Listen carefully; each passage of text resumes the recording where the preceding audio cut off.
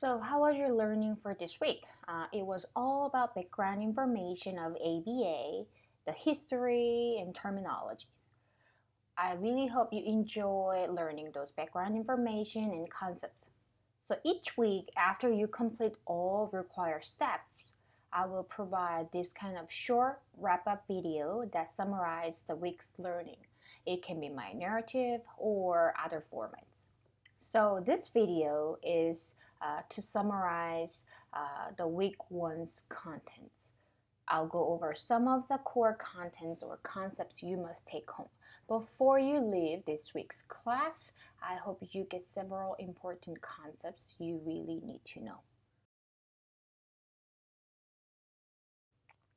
So these were the main topics that were addressed through this week's reading and requirements. Chapter 1 talks about the definition and characteristics of applied behavior analysis. The word science has come to mean many things, but when used properly, it refers to a systematic approach for seeking and organizing knowledge about the natural world around us.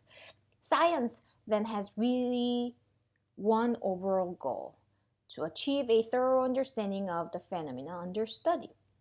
In the field of applied behavior analysis, ABA, this means socially important behaviors. So, in the field of applied behavior analysis, people focus on socially important behavior for stakeholders.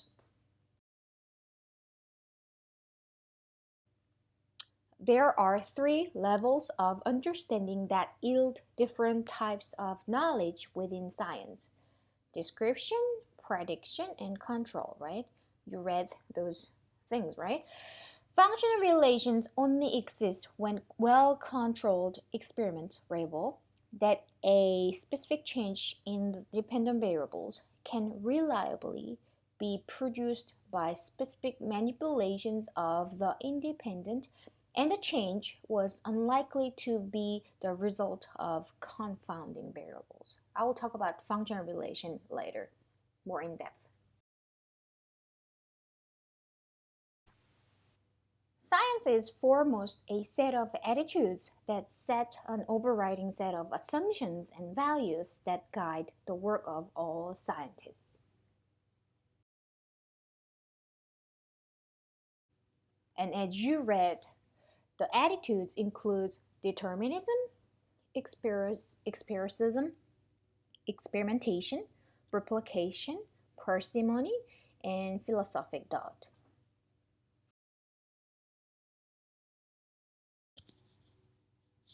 Determinism is the attitude upon which science is predicted, the presumption that the universe is a lawful and orderly place in which all phenomena occurs as a result of other events.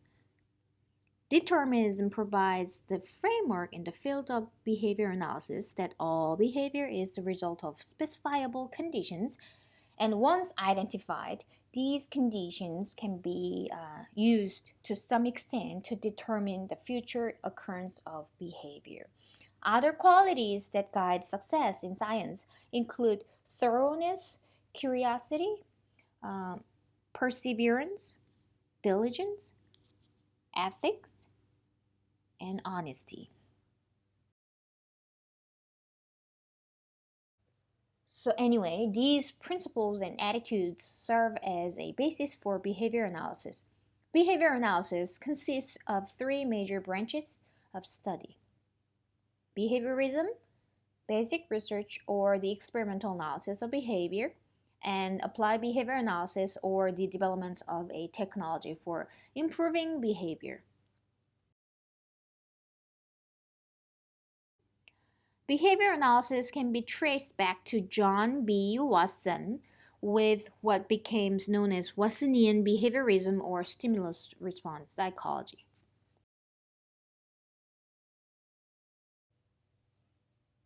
B.F. Skinner is credited, though, as being the founder of the experimental analysis of behavior and wrote extensively on the science.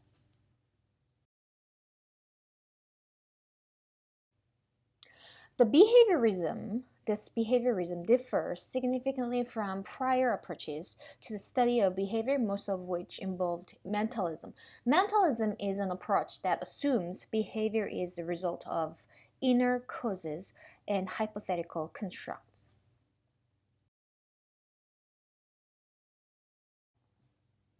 Behaviorism aims to explain behavior in terms of measurable and observable events.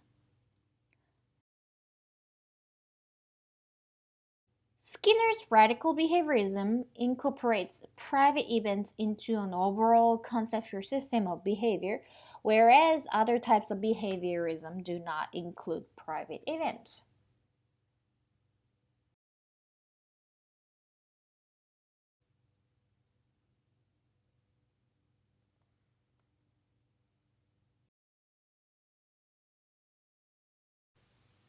Okay, let's talk about operant behavior.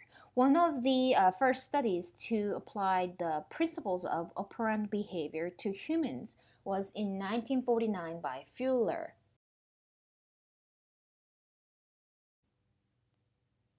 The field of applied behavior analysis grew in the 1950s and 1960s as researchers began to apply methods of experimental analysis of behavior to determine if principles of behavior demonstrated in the laboratory setting, lab, with non-humans could be replicated with humans in naturalistic settings.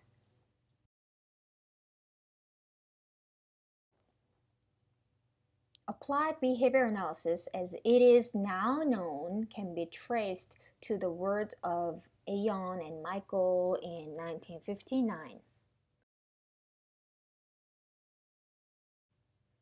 The field began to expand, and two significant events marked the formal beginning of contemporary applied behavior analysis in 1969, which is publication of the Journal of Applied Behavior Analysis began, and the publication Some Current Dimensions of Applied Behavior Analysis by Baer, Wolf, and Risley.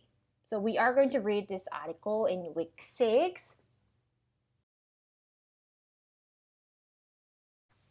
But let me briefly summarize this article.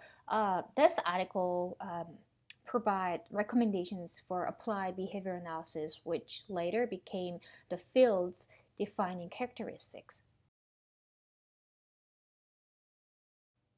These defining characteristics state that applied behavior analysis should be applied, behavioral, analytic, technological, conceptual, effective, and capable of generalized outcomes.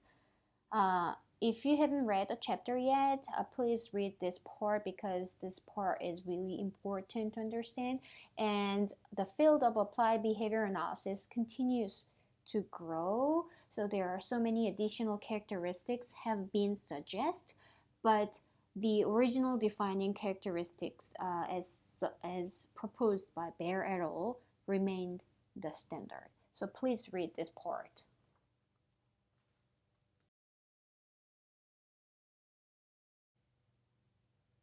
Now let's talk about chapter 2. Chapter 2 talks about a lot of concepts that provide information you should know to understand the field of applied behavior analysis. Behavior analysis study behavior, which is the activity of living organisms. Although the study of behavior includes single responses, applied behavior analysis are interested in larger sets of socially significant behavior referred to as response classes.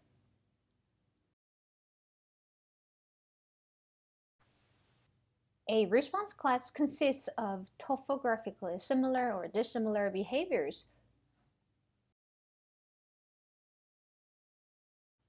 all of which have the same effect on the environment.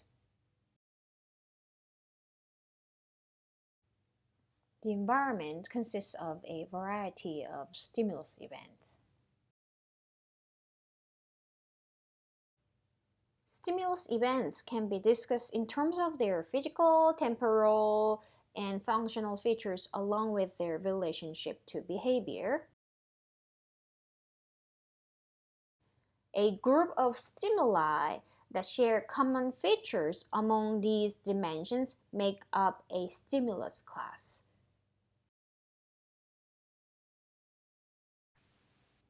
Stimulus changes occurring both before, which is antecedent, and after, which is consequence, have one or two basic effects on behavior, which are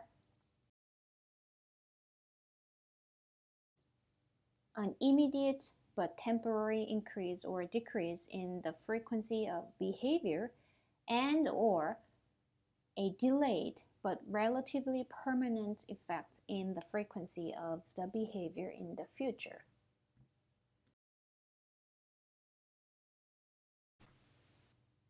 Behaviors of interest include both respondent and operant behaviors. Respondent behaviors are elicited by antecedent stimuli. Respondent conditioning occurs through stimulus and stimulus pairing procedures. Respondent behaviors include reflexes, for example, an eye blink to clean the eye, and are considered ready-made behaviors where no learning is required.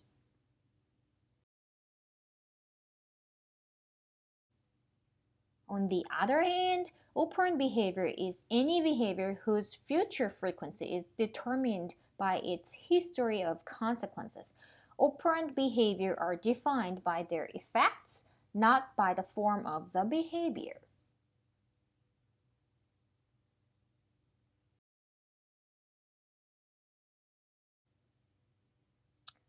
So, operant conditioning is an automatic process that refers to the selective effects of consequences on behavior.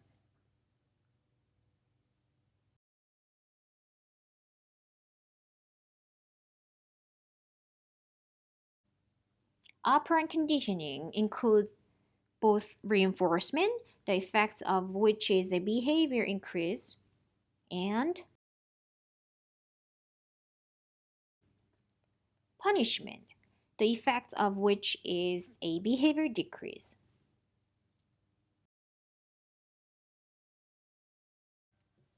So as you see in this figure, the term positive refers to the presentation of a stimulus event. The term negative refers to the removal of a stimulus event. So when we say positive reinforcement, it occurs when a behavior is followed by the presentation of a stimulus event and the future frequency of the behavior increases under similar environmental conditions. When we say negative reinforcement, it occurs when a behavior is followed by the removal of a stimulus event and the future frequency of the behavior increases under similar environmental conditions. So, punishment.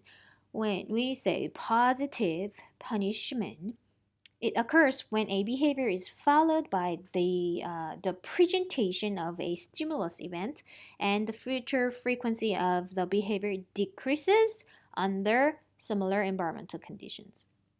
Negative punishment occurs when a behavior is followed by the removal of a stimulus event and the future frequency of the behavior decreases under similar environmental conditions.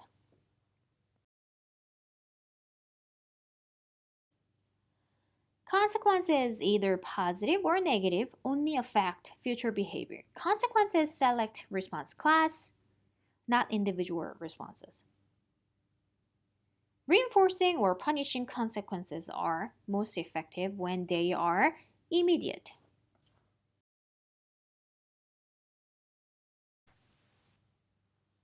Consequences select any behavior that precedes them, whether or not a behavior change tactic is being practiced.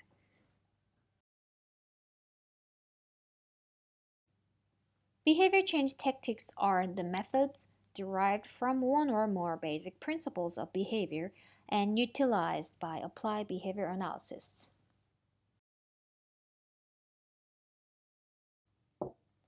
A principle of behavior is a description of the functional relation between behavior and one or more of its controlling variables that has generality across organisms, species, setting, and behaviors.